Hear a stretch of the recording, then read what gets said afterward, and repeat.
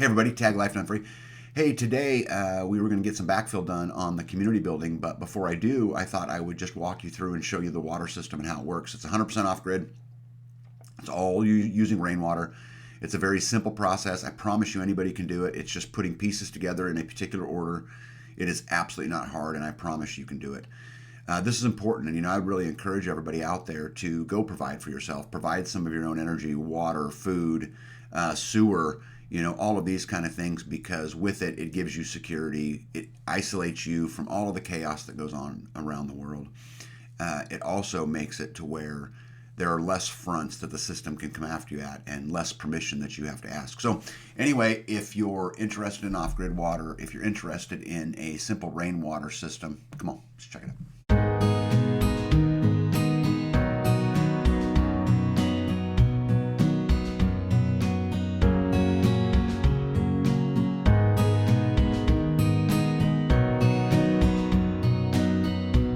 Good morning, everybody. Hey, I'm out here at the community building, and I thought I'd give you guys a quick tour of the water system because, I get a lot of opportunities to do this, and this is a super simple way to use rainwater as a primary water source. And I'll kind of show the components, kind of show you the breakdown, and but obviously it starts out here with the tank and with the guttering. So let's go take a look at it. If you look, there's gutter, right? So I'm going to collect all of the rain on this side. This rain is then, right, it's just guttered down. Look at that, into the tank. Trying to get the sun out of there. There we go. Into the tank. Inside the tank is a pump. And you can see that gray line right there. That's the power going in and out from the tank. This is my overflow right here. Now this I just put in here quick so that it would get it away from where I'm at, but ultimately this will be buried underground and it will run out to the woods. I need to get this tank backfilled, so this is why I'm shooting this video now, because I won't have another chance. The lighting is not going to be very good. Anyway, so this big line right here gives me the option of bringing water in from the pond. Obviously I hope never to use it, but I like those kinds of things, right? So this one down here, this runs down here and into the building, and I'll show you where it picks up inside of the building. These couple other things right here, this one right here, I'm actually going to plumb to, this is water, I'm going to plumb it to another concrete pad for like an RV pad or something like that, where people will be able to access the water. This right here is my main gas coming in. I've got to trench the gas line in, but this is just basically propane, and then obviously a grounding rod. You might say, why in the world is that grounding rod not pounded all the way into the ground? Well, I've got a backfill all the way up to here.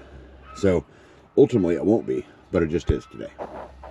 Hey everybody, today's community building water day. We get to turn the water on, and I'm very excited about that. And but before we do, I thought I would show you kind of how it all works, because this is a very simple system. Anybody can do this. This is just a matter of parts and pieces. But, not everybody understands that it really is that simple. So if I just walk you through all of the components and the little things that go into creating an off-grid water system, maybe it'll help some of you get just a tiny bit freer. I want you to know that the system is 100% rainwater. That's it. I'm collecting it from, as you guys seen earlier in this video, I'm collecting it from the gutters, and we're running it into a tank, and then I pointed out where the water line came in, and so I'm going to just pick it up right from there and show you kind of all of the pieces. All right, let's do this. All right, so if you look, let's go down here. Okay, so here's your main water coming in, right here, okay? And so from there, the first thing I'm gonna do is I'm gonna put a union on it. The reason I'm gonna put a union on it is this allows me to take this off and then be able to work on this system, okay? So I want unions in a lot of places. It just makes it a lot simpler. Here's my main water cutoff. Right, super simple. Just a piece of pipe plumbed to a cutoff. Right, I come into here. Now this is important. This is a sediment filter. All of these parts you can find at Home Depot, Menards, Lowe's, Sutherland's, any of them. But so anyway, the water's going to come through here and through the sediment filter. I really want to catch the little things. I don't want those little particles to get into my system, because that is wear and tear. And so I want to try to take it out ahead of time. Following on, if you look, The next piece is this, a check valve. So what this does is this allows the water to come this way through the system, but does not allow it to go this way. I don't want it to go backwards, because if it goes backwards, then my pressure tank is filling, is pushing water back up into my tank, and I don't want that. From there, we just go on another little tiny piece of pipe, a T, and to a little valve. This will allow B or whoever to hook up a hose or fill up a bucket, or they can a mop bucket, any of those kind of things. So this just gives us access to water right here. If you follow it in here, let's see if I can squeeze back in here. You can see you got another piece of pipe, and here's another union. So if I undo that union and I undo that union, I can pull this whole section out to work on it and be able to put it back in. So anyway, that's a union. You get back down in there a little bit further. Okay, that copper thing right there, that is an overpressure valve. So if I get too much pressure in the system, that will pop and it will let that excess pressure off as to not have some kind of bigger issue. Okay, so that's just a safety measure. If you look going up there, that goes into a pressure switch and a gauge. See that gauge? Got about 60 pounds, 50 pounds of pressure in there. So this is how much pressure is in the system right now. And so it will shut off at about 60 pounds and pick back up at about 20 pounds. So when you turn a valve, like let's say in your kitchen, right, the system senses that. And so it will turn the pressure switch on, running the pump, etc. Let me explain a little bit further. Okay. So again, here's the pressure switch. So this might look weird. Why do I have two outlets, right? You look underneath there, I can't see it too well, but anyway, these are just regular old outlets in here. Okay. You see, just an outlet, right? So this one here is your, there you go. This one here is your main power in. So this is hot. And so this is feeding power to my pressure switch. When the system loses pressure, okay, what it's going to do is it's going to turn on, sending power up this line to this other outlet. This outlet then is going to do two things. So keep in mind, this is not connected to the breaker box. This is just another outlet I'm going to run to two other points. The first one is this. So this is a UV filter. By wiring the UV filter to the back side of the pressure switch, the UV filter is only running when the pump is running, saving the life of the pressure switch.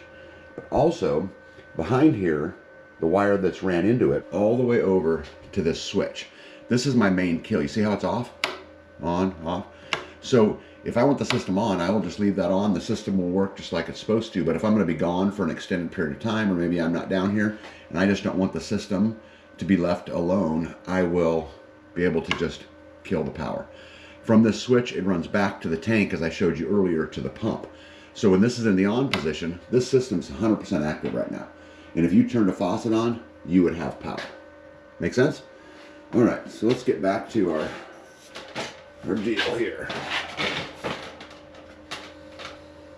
Okay, so you got a pressure switch. If you look down in here, you can see here's another union, right here, a piece of straight pipe, and then it comes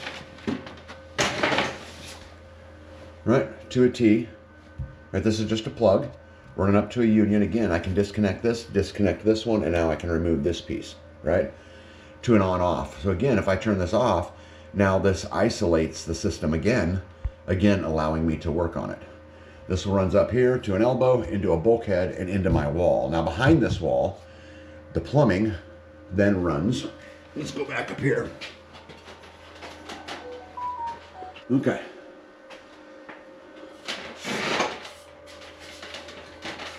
The plumbing comes out of this wall right here to this elbow, to another on-off and a union. Again, this union allows me to disconnect this. This allows me to isolate the system. It's going to run through two filters. Now these filters, you can get all kinds of filter elements depending upon what you're trying to filter out. But so it'll run through both of these, another union, and an on-off. Now why is this important? So I could take this union, loosen it up, this union, loosen it up, pull this whole filter system out, work on it, and put it all right back in. Once it passes this, it comes down to a little bit of an angle here to another, union. Again, I want to be able to isolate this. And if you can look real quick, see how this is a little bit canted and this is a little bit canted? This allows me to slide the bulb in and out of the UV filter. UV filters are really important, specifically in rainwater systems, because you don't know what's on the roof, right? Birds are up there doing their thing. So I want to make sure that I can treat the bacteria. Come out of here, come out of here down here, again to another union, right? Because I want to be able to take that whole UV filter out of there. And then it makes this corner, and this is actually what feeds the building. This runs to both bathrooms, this runs to the kitchen, etc. And so this is your water to everything else. This valve right here kills the water. As you can see, it's in the off position to the outside. If you remember, I showed you earlier the little piece of pipe that's on the outside that I'm going to run to a RV pad or an Airbnb or whatever. So this will feed that outside water, right? But pretty simple, you know, not a lot to it.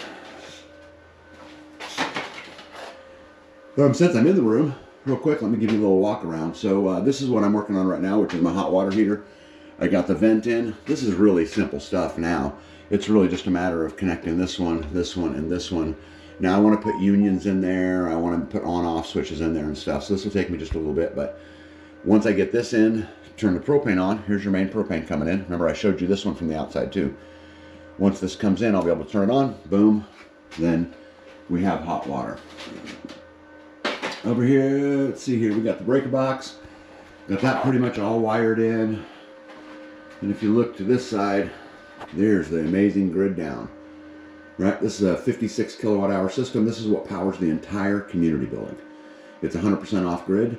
I really like these systems a lot. I mean, obviously I'm, probably biased to it, but they work good. They do everything that we want it to do. They got big power, and they're fairly simple to work on, fairly simple to put in. Definitely a do-it-yourself kind of situation.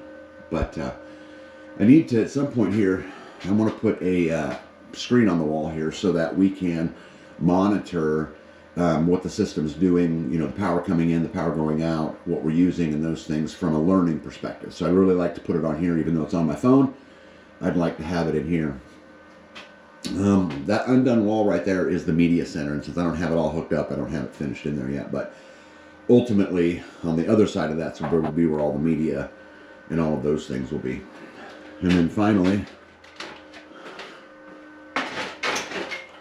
this wall here, this is where we're going to have a stackable washer and dryer, just to wash rags, things like that. Now, a couple things, it's gas. I wanted to use a gas dryer, as you can see. Right, we put the gas right there. But I also wired it for a electrical outlet for the dryer too. So this will take either an electric or a gas dryer. And so we'll stack it right here, and then that ought to take care of those needs. So another exciting thing happened today. We actually got the stove in. B and I bought this. Actually got a tip from another homestead here, in our community that this place, I think it was a church that was selling it.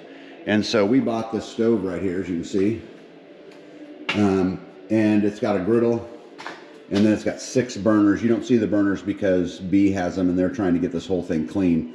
But it's got a backsplash that goes on the back up here with a big shelf. But anyway, it will push into here.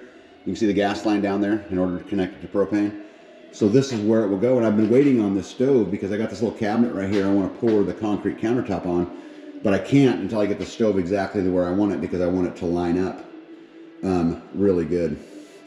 This sink is with a sink that's going to go in here. Yeah, awful dirty, huh? So this came out of an edible arrangement store that went bankrupt, and we went and bought it.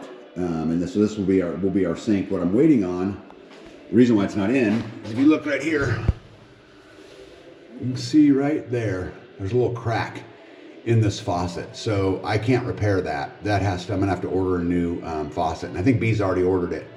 But we need to get this in, and then we can push this whole sink back and get it completely operational. But the kitchen's coming along good. Let me get you around the other side here. There's lots of stuff laying around. That's because we're in here working. But gotta get that pot filler filled in too. If you look up there, see that little hole? Let me see how I can get you over there.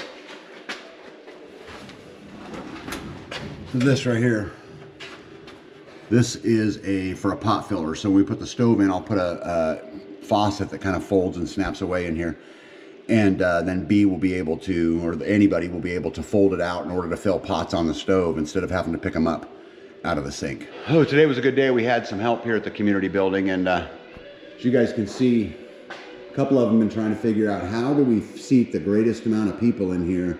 Do we put the tables long? Do we put them sideways? Yeah.